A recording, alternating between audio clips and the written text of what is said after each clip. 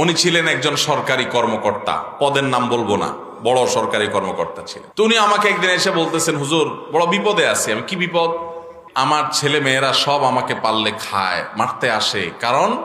কারণ আমি কয়দিন পর পর একটা জমি মাদ্রাসায় দিয়ে দিই, একটা মসজিদে দিয়ে দিই, একটা গরিবদেরকে দিয়ে দিই।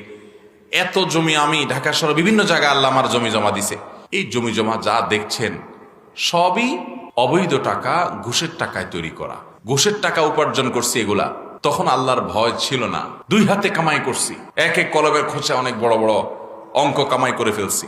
তখন ভয় ছিল না, করে ফেলছি। কিন্তু এখন তো তিনি বলছেন যে বাবারে, এখন তো আমি সকাল বিকাল শুধু কবর দেখি সামনে।